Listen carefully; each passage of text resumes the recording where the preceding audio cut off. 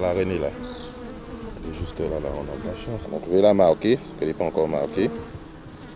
Vous les marquez pour les reconnaître. Voilà, pour les reconnaître et aussi pour l'année de naissance aussi. Donc, chaque année, est-ce que c'est une de l'année dernière?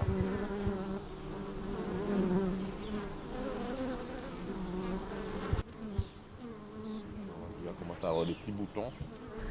Apiculteur par passion, Isaïe est tout nouveau sur un marché de près de 120 apiculteurs, en symbiose avec leurs abeilles. Ça, c'est une grille à reine. Donc là, c'est une grille en métal. Donc l'espace qui est entre chaque séparation fait que la reine ne peut pas passer. Mais les butineuses, les abeilles qui vont chercher le nectar, elles pourront passer, elles, par contre. Avant, j'étais réceptionniste d'hôtel, voilà. Donc j'ai fait ça pendant 10 ans. Et après, je me suis mis dans l'artisanat où je faisais du verre soufflé, je déformais des bouteilles. Et c'est en faisant cette activité-là que j'ai rencontré un ami, M. Michino, Patrick Michinologue, qui vendait de l'hydromel, en fin de compte. C'est un vin de miel. Voilà, donc il faisait ça sur le marché de Petit-Beau. Il m'a dit, est-ce que ça ne t'intéresse pas de faire de l'apiculture? Je dis, oui, mais je ne connais pas comment faire pour me former, pour y accéder, quoi. Et de là, lui, il avait fait une formation sur la France à Arras. Et de là, c'est lui qui m'a initié en apiculture. Et depuis que je suis dedans, je baigne dedans, voilà, tranquillement. Le miel guadeloupéen représente une production de près de 80 tonnes pour l'année 2015, contre une consommation locale qui s'élève en moyenne à 250 tonnes par an. C'est donc moins de 40% de la consommation locale.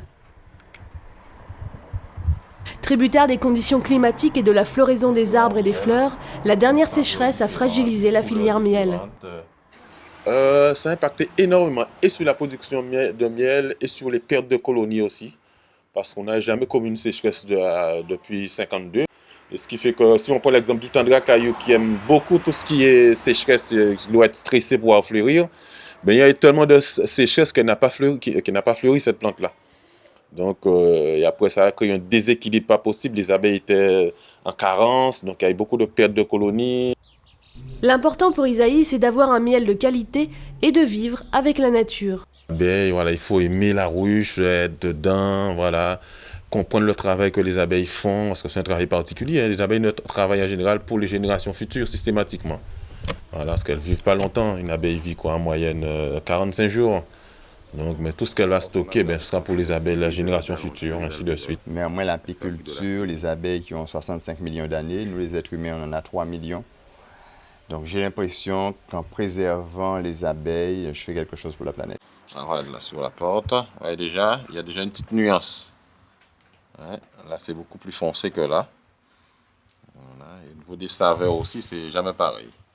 C'est ce qui fait le charme du miel. C'est toujours du miel, mais quand on a plusieurs petites floraisons différentes, on a des saveurs différentes, des goûts différents. Ça crée une certaine magie. Souvent, les clients sur les marchés, comme je vends sur le marché du Moule, le mercredi après-midi, me disent que je connais le miel, c'est du miel.